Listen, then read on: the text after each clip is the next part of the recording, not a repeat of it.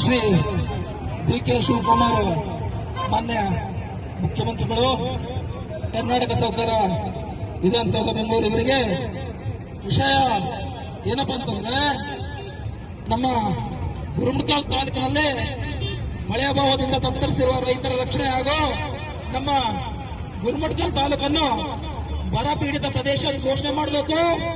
ಹಂಗೆ ಇಲ್ಲಿ ನಮ್ಮ ರೈತರಿಗೆ ಮಳೆ ಅಭಾವದಿಂದ ತತ್ತರಿಸತಕ್ಕಂಥ ರೈತರಿಗೆ ಪ್ರತಿ ಎಕರೆಗೆ 50,000 ರೂಪಾಯಿ ಪರಿಹಾರ ಘೋಷಣೆ ಮಾಡಬೇಕಂತೇಳಿ ಇವತ್ತು ನಮ್ಮ ಜೈ ಕರ್ನಾಟಕ ಸಂಘಟನೆ ವತಿಯಿಂದ ರೈತರೊಂದಿಗೆ ಮನವಿಯನ್ನು ಸಲ್ಲಿಸ್ತಾ ಇದ್ದೀವಿ.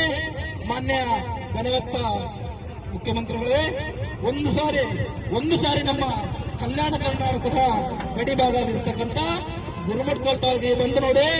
ಏಕಂತಂದ್ರೆ ಕೃಷಿಯ ಮೇಲೆ ಅವಲಂಬಿತರಾಗಿರ್ತಕ್ಕಂಥ ನಮ್ಮ ರೈತರು ನಮ್ಮ ಭಾಗದಲ್ಲಿ ಅತಿ ಹೆಚ್ಚು ಕೃಷಿಯನ್ನು ಆಧರಿಸಿ ಕೃಷಿಯ ಮೇಲೆ ಜೀವನ ನಡೆಸ್ತಾ ಇದ್ದಾರೆ. ಬಂಧುಗಳೇ, ಇವತ್ತ ನಾವೆಲ್ಲರೂ ಆಲೋಚನೆ ಮಾಡಬೇಕಾಗ್ಯದ. ಯಾಕೆ ಹೇಳ್ತಾ ಇದ್ದೀನಿ ಅಂತಂದ್ರೆ, ಸುಮಾರು ಈ ವರ್ಷ ಮಳೆಗಾಲ ಶಾಲಾಗಿ 1.5 ತಿಂಗಳಾಯ್ತು. ಇದುವರೆಗೂ ಸರಿಯಾದ ಮಳೆ ಬರದೆ ರೈತ ಕಣ್ಣೀರಿಡ್ತಾ ಇದ್ದಾನೆ.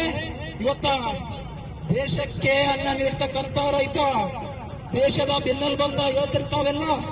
ಆದ್ರೆ ಇವತ್ತ ದೇಶಕ್ಕೆ ಅನ್ನ ನೀಡ್ತಕ್ಕಂಥ ಬೆನ್ನೆಲುಬು ರೈತನ ಬೆನ್ನೆಲುಬು ಮುರಿಯತ್ತಲ್ಲ.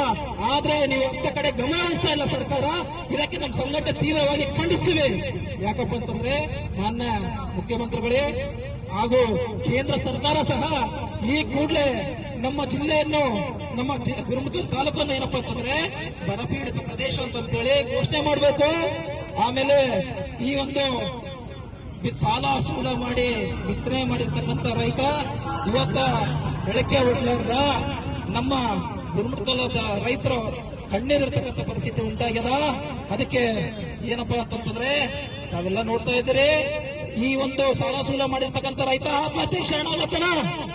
ಆ ರೈತಗೆ ಕನಿಷ್ಠ ಸೌಜನ್ಯಕ್ಕಾದ್ರೂ ತಾವು ಬಂದು ಸಾಂತ್ವನ ಹೇಳ್ತಕ್ಕಂಥ ಕೆಲಸ ಮಾಡಿಲ್ಲ.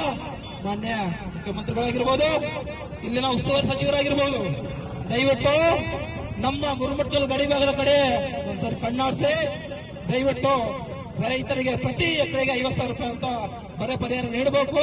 ಆಮೇಲೆ ಯಾವ ರೈತ ಆತ್ಮಹತ್ಯೆ ಮಾಡಿಕೊಂಡನೋ ಅಂತ ರೈತರಿಗೆ ಸುಮಾರು 20 ಲಕ್ಷ ರೂಪಾಯಿ ಪರಿಹಾರ ನೀಡತಕ್ಕಂಥ ಕೆಲಸ ಮಾಡಬೇಕು ಅಂತ ಹೇಳಿ ಈ ಒಂದು ಮಾಧ್ಯಮದ ಮೂಲಕ ಮನವಿಯನ್ನು ಮಾಡ್ತಾ ಇದ್ದೇನೆ.